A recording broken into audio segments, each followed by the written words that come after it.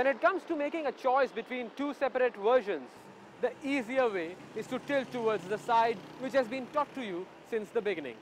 But this might not lead to understanding of the complete picture and to the right decision.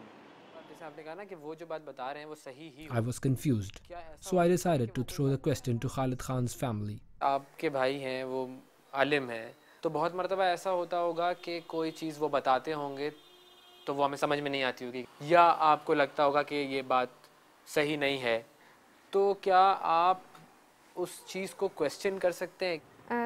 नहीं, मेरे ख्याल से argue तो नहीं कर सकते, लेकिन हम ये ज़रूर कर सकते हैं कि हम उनसे उस चीज़ को डीपली समझें। ज़ाहिर है कि वो तो सही कह रहे हैं। कभी ऐसा सोचती हैं कि कोई ऐसी बात जो आपको पता लग रही है किसी बड़े इस्लामिक स्कॉलर से, वो गलत भी हो सकती है?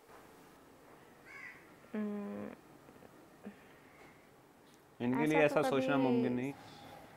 There are scholars who say that religion and state have to be separated, while there are other Muslim scholars who say that religion and state have to be a unity. Logically ना, one could think it of logically कि मेरी अपना intellect क्या कह रहा है उसके मुतालिक. And my personal opinion would be that Islam, as we call it, is a complete ज़ाब्ता hayat. That means the complete way the life should be spent. And Islamic teaching covers everything. In my opinion, the state is governed by certain rules, and if those rules are actually abided by the Sharia and according to the teachings of the Quran, then how can you separate a state from the religion?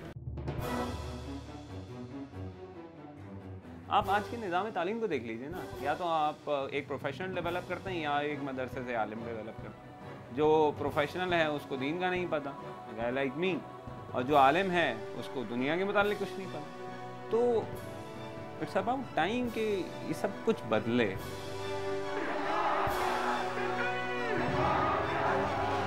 So even after 1400 years since their religion was completed, it seems that Muslims are still wanderers who are yet to completely figure out their political structure. On a global level, this wandering has created a jihad against Western values on one side and the war on terror, which is now the overseas contingency operation on the other side. The two scholars even differ on the mechanism of the establishment of the first Muslim state in Medina.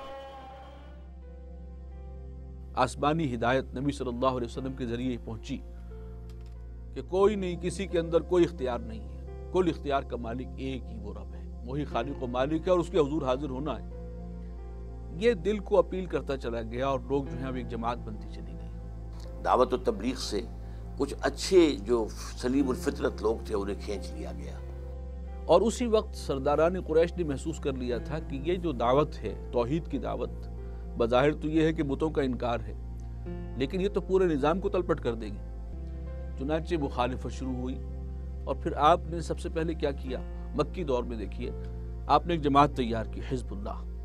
फिर उन्हें organise किया गया, उनकी तरबियत की गई, train किया गया, डिसिप्लिन का खूगर बनाया गया, उनका तज़किया किया गया। लेकिन साथ ही इनको हुक्म ये था कि अब दावत देते रहो, हक बात कहते रहो, मुखालिफत हो, गालियाँ सुननी पड़े बर्दाश्त करो, यहाँ तक कि तुम्हारे जिस्म के चीथड़े उड़ा दिया जाएं, तुम मुदाफ़ियत में हाथ नहीं उठा सकते, रिटेलिएशन की इजाज़त नहीं थी।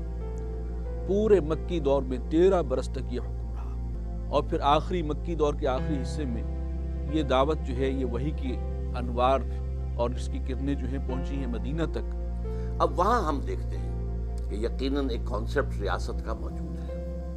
यहूद भी कुछ मुसलमान हो गए और कुछ इस हैसियत में आ गए कि वो मुसलमानों के रास्ते में रुकावट नहीं बन सकते थे।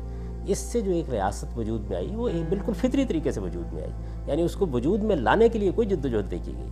जब लोग ईमान ले आए और रिसालत में आप सल्लल्लाहु अलैहि वसल्लम को उन्होंने अल्लाह का पैगंबर मान लिया, तो फितरी तौर पर इक़्तिदार आपको मुंतकिल हो गया। जैसे ही ये इक़्तिदार मुंतकिल हुआ तो रिसालत में आप सल्लल्लाहु अलैहि वसल्लम ने जो लोग वहाँ मौजूद थे उनके लिहाज से उस निज़ाम को कायम कर दिया। उस ज़माने का जो निज़ाम था वो बिल्कुल एक इब्तदाई नौइयत का कबायली निज़ाम था, और जो इस्लाम के अहकाम थे वो उसमें नाफिज कर दिए गए। And also on how Muslim rule spread in the Arabian Peninsula.